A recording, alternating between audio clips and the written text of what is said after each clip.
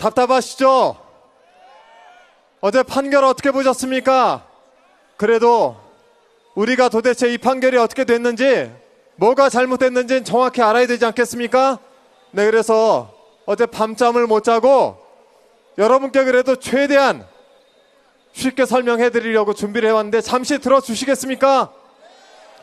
네, 그러면 준비된 걸, 괜히 또 오해가 생길 수 있으니 준비된 걸 좀 읽고 내려가도록 하겠습니다.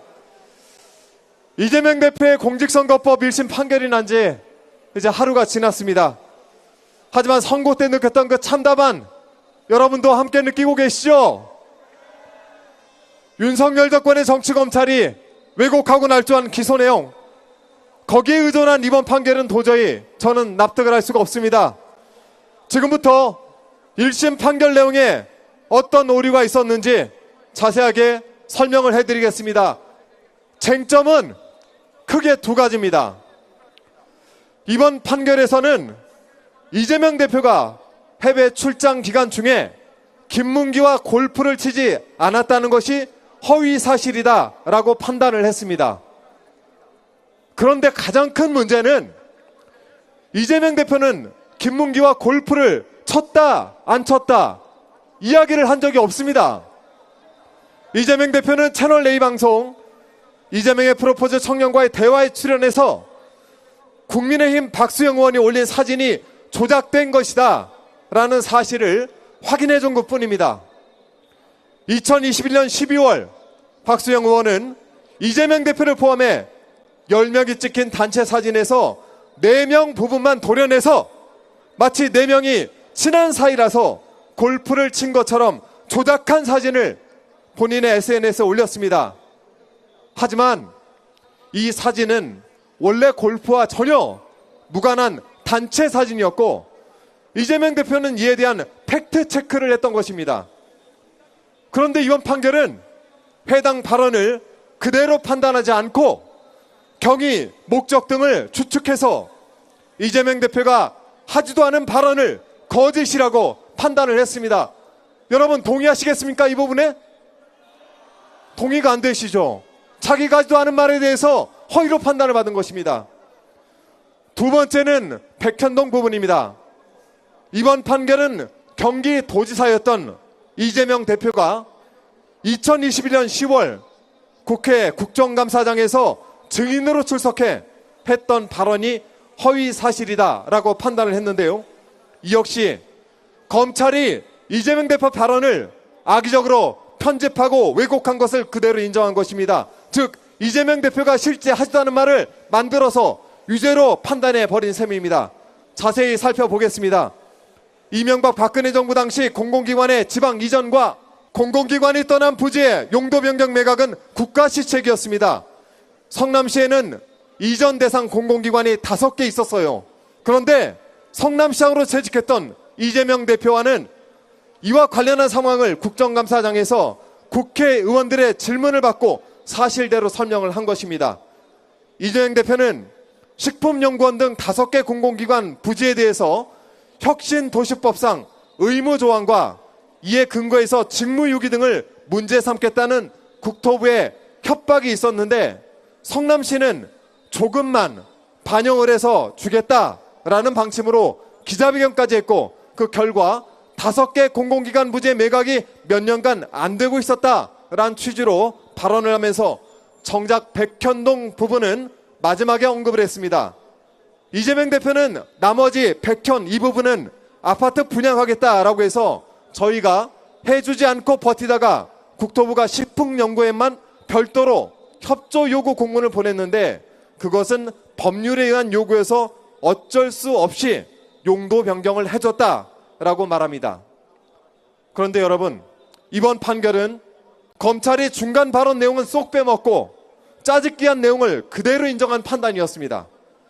이재명 대표가 말한 내용 전체를 대상으로 판단해야 함에도 불구하고 앞부분에 언급한 의무조항과 맨 마지막에 용도 변경해줬다만 엮어서 의미가 완전히 달라진 발언이 허위라고 우긴 셈입니다. 재판부는 공판 과정에서 공소사실이 짜집기 된 사실을 충분히 알고 있었을 것임에 분명해도 이재명 대표가 국감 답변 전반부에서 이야기를 한 국토부로부터 혁신도시법 의무조항에 의해 용도 변경을 요구받았다. 직무유기를 문제 삼겠다. 협박을 받았다. 이 두 취지를 말을 후반부 백현동 사업에 관해 한 말이라고 근거 없이 판단했습니다. 당시 국정감사 발언 전체를 제대로 읽어보면 쉽게 판단할 수 있습니다. 제가 이 내용은 저희 검찰독재대책위원회 유튜브 채널에 그대로 올려놓겠습니다. 한번 보시기 바랍니다. 자, 그리고 마지막 부분입니다. 협박을 당했다는 말은 국토부가 성남시를 압박했던 그 당시의 분위기를 표현한 것입니다. 국토교통부가 협조 요청 공문을 수차례 보냈고 또 이 백현동 부지를 특정해서 보낸 공문도 3차례나 있었습니다. 자, 대통령 주재회의, 청와대 비서관 주재회의, 여기에서 용도 변경 요구가 있었고 안행부의 이행 실적 점검, 국책사업에 협조하지 않으면 직무유기로 문책한다는 국무총리 지시 하달 등이 있었던 상황에서 일개 기초지자체인 성남시가 압박을 느꼈던 것은 당연합니다. 자, 그런데도 이번 판결은 검찰의 입맛에 맞는 일부 내용만을 가지고 협박을 당하였다, 볼 수 없다라고 판단을 했습니다. 더 심각한 것은 이재명 대표에게 유리한 법리적 판단은 아예 생략을 해버렸다는 점입니다. 공직선거법 처벌 대상은 후보자의 행위여야 하는데 협박을 했다라든지 협박을 당했다, 이것은 행위 주체가 이재명 대표가 아닌 것은 동일합니다. 검찰이 국토부가 협박했다로 기소했다가 협박을 당했다는 수송태로 공소장을 변경을 했지만 그런다고 국토부의 행위가 이재명 대표의 행위로 되는 것은 아닙니다. 자, 그런데도 재판부는 이 부분에 대해서 판단을 하지 않았습니다. 이처럼 어제 재판부는 이재명 대표가 하지도 않은 말을 가지고 유죄 판결을 내렸습니다. 이것을 일명 섀도우 복싱, 전문 용어로는 허수아비 공격의 오류 내용만 판결문에 주구장창 넣은 셈입니다. 자, 아울러서 이번 판결은 대법원 판결과 헌법재판소 결정에도 반하는 판결이었습니다. 재판부가 그 표현이 선거인에게 주는 전체적인 인상을 기준으로 해서 판단해야 한다 라면서 인용한 판례는 2024년 10월 30일에 선고된 대법원 판결로 보입니다. 그런데 이 판례의 진짜 취지는 말한 내용 그대로 인정해야지 그 말을 주관적 사정이나 목적을 함부로 추측해서 그 의미를 확장 해석하는 것은 금지한다는 것입니다.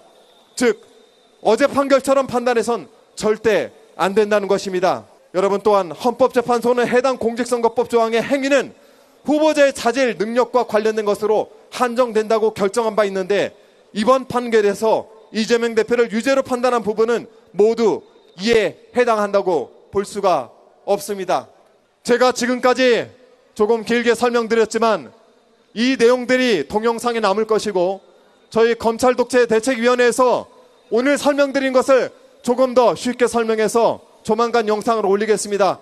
여러분, 지치지 마십시오. 끝까지 함께 해주시면 반드시 저희가 이재명 대표의 진실을 규명해낼 수 있습니다. 함께 해주시기 바랍니다. 고맙습니다. 네, 여러분, 더불어민주당 검찰독재대책위원회 한준호 위원장께 다시 한번 큰 박수 부탁드리겠습니다.